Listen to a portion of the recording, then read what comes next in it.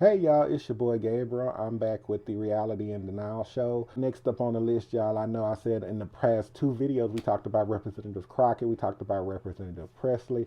Y'all, next up on the list, y'all, my girl Representative Lee, y'all. She was not scared to go toe to toe with him too. One thing I liked about what she basically said, we know this bill is um, basically a dismantle anything that basically portrays to the African American community. And one thing I did like that she said, there is no resume that a black person can have in America that's going to be okay with them. I mean, she talked about how, they called Kamala Harris, Vice President Kamala Harris, a DEI hire. They called Justice Ketanji Brown a DEI hire. So basically, it does not matter what you do in America. It does not matter how many degrees you get and how much education you go for or how much education you've completed. If your skin is black, you're a DEI hire. You're not qualified. You're not as equal as them. That's basically what they're saying. And Representative Lee let them know that. Um, and I love when she said, and we're not going to sit here and pretend that racism does not exist just because one black person on the Supreme Court said it should be. And that's another thing when we have to come up against our own people that's in denial about racism existing.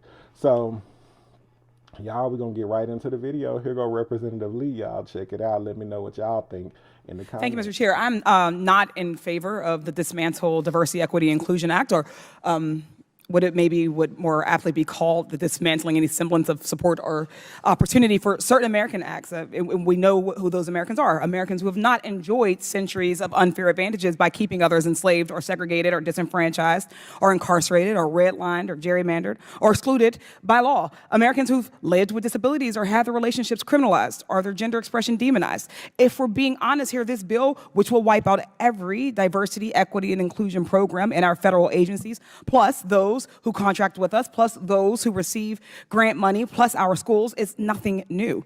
This is just the final piece of a decades-long obsession with targeting and dismantling anything that might give marginalized people a fair shot, including DEI programs, which honestly started the second the Civil Rights Act passed. Policies like affirmative action and diversity, equity, inclusion are the closest things we've had to the mythical bootstraps that some of my colleagues insist historically and currently harmed communities need to pick themselves up by.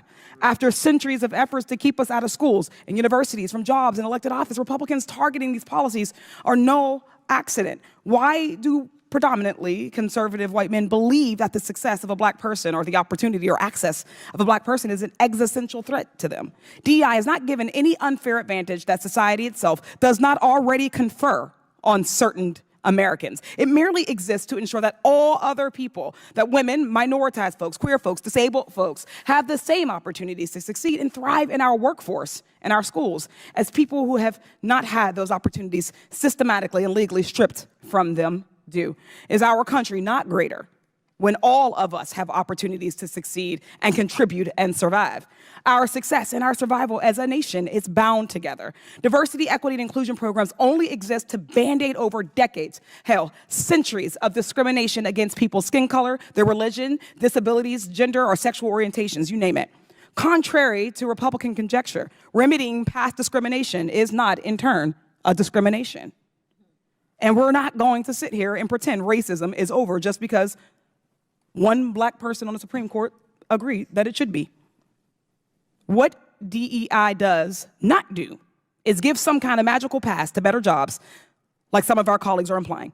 That middle word, equity, does not mean more than or better than. It means treating people fairly and impartially. It means working to fix generational and systemic discrimination to the betterment of all of us in all of our institutions. But instead, Republicans are trying to bastardize the term DEI to be a slur. When Justice Ketanji Brown Jackson was up for confirmation and when Vice President Harris was added to the ticket, they called them DEI hires. They want you to believe that a Harvard graduate with over 20 years of experience, who happens to be a black woman, is not qualified, but a Fox News personality is qualified to run the Department of Defense, and the WWE executive is qualified to run the Department of Education.